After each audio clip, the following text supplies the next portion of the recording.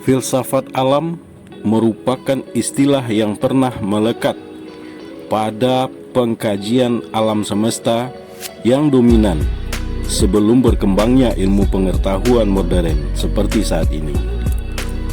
Dan itu merupakan pendahulu ilmu-ilmu pengetahuan tentang alam. Thales dianggap sebagai bapak proklamatornya, di mana dia beranggapan semua kehidupan berasal dari air. Pendapat ini kemudian diikuti oleh Anaximander. Dia menganggap dunia ini hanya salah satu dari banyak dunia yang muncul dan sirna di dalam suatu yang tidak terbatas. Lalu generasi selanjutnya berpendapat seperti Anaximenes. Dia menganggap segala sesuatu bersumber dari udara atau uap. Begitu seterusnya, yang pada intinya ihwal lahirnya pemikiran tentang alam ini, bahwa mereka tidak tertarik lagi membahas bagaimana segala sesuatu itu muncul dari ketiadaan, atau tiba-tiba saja makhluk atau benda-benda apa yang ada di bumi ini sudah ada saja tanpa ada suatu proses awalnya. Mereka lebih tertarik mengkaji bagaimana ikan itu dapat hidup dan muncul dari air, bagaimana tumbuh-tumbuhan dapat tumbuh dan berkembang dari tanah, seorang bayi dapat muncul dari rahim ibunya. Dari sinilah awal mulanya pengkajian manusia tentang 4 unsur bumi: air, tanah, api, dan udara. Lalu berkembang terus sesuai perkembangan ilmu pengetahuan manusia sampai saat ini semakin disempurnakan.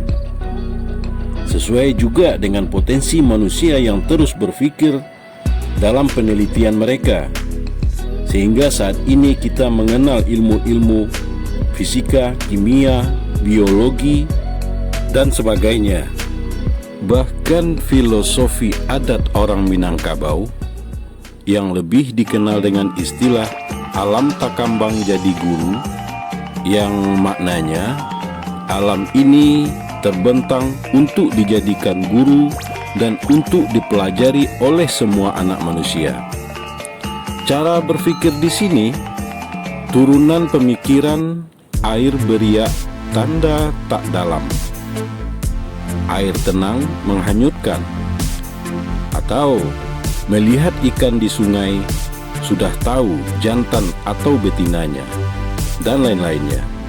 Yang pada intinya orang Minang harus bisa belajar dari segala kejadian dan fenomena alam, harus dinamis dan bisa menyesuaikan serta mengembangkan diri dimanapun mereka berada, baik di tanah asal maupun di rantau orang, dituntut untuk selaras dengan alam dan manusia, serta menjadi rahmat bagi seluruh alam. Ini merupakan induk dari peribahasa orang Minangkabau. Dari konteks dunia pendidikan, hampir semua aktivitas yang dilakukan manusia setiap harinya itu merupakan proses belajar. Beberapa penelitian yang dilakukan para ahli menyimpulkan bahwa belajar yang sukses itu diikuti oleh perkembangan dan kemajuan yang terbentuk dari pola pikir serta hasil dari perbuatan tersebut. Sebagai contoh, motivasi, penguasaan keterampilan, pengembangan ilmu pengetahuan, dan lain sebagainya. Manusia makhluk yang menangkap kebenaran, itu suatu kepastian. Namun, manusia juga tidak luput atau terperosok kepada ketidakbenaran, itu juga suatu kepastian. Manusia menangkap kebenaran karena dia memiliki potensi akal untuk berpikir dan memiliki panca indera untuk menangkap fakta empirik yang dikonsepsikan sebagai kebenaran empirik, sebut saja itu kebenaran rasional. Di balik itu, realitas yang tampak seperti atau kita sebut saja realitas yang abstrak atau batiniah spiritual tentang segala hal yang dilihat, namun tidak tergambar secara konstruktif oleh kemampuan logika secara utuh, akan tetapi menjadi landasan dari suatu realitas. Semua kembali kepada kita, mau belajar dan terus meneliti tentang alam beserta isinya ini, atau cukup tamat sekolah atau kuliah, berhenti belajar.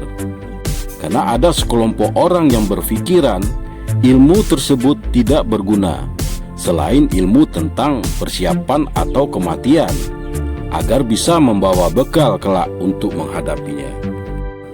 Namun perlu dicatat, agama mengajarkan mencari ilmu itu wajib hukumnya, apalagi yang beragama Islam, meski harus berada jauh di negeri orang. Dari manapun datangnya, yang banyak tertulis pesan-pesan ini di dalam hadis maupun Al-Quran.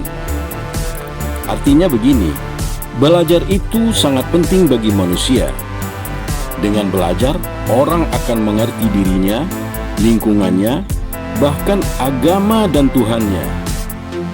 Dengan belajar, manusia mampu berkreasi di bidangnya, apapun itu namanya.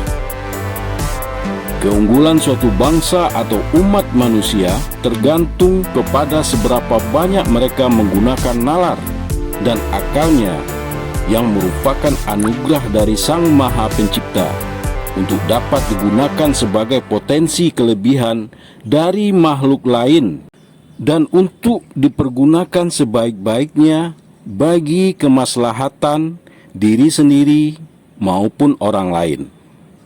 Sekolah bisa saja tamat dan usai, namun belajar sampai akhir hayat hidup seorang anak manusia. Wallahu a'lam bishawab. Assalamualaikum warahmatullahi wabarakatuh.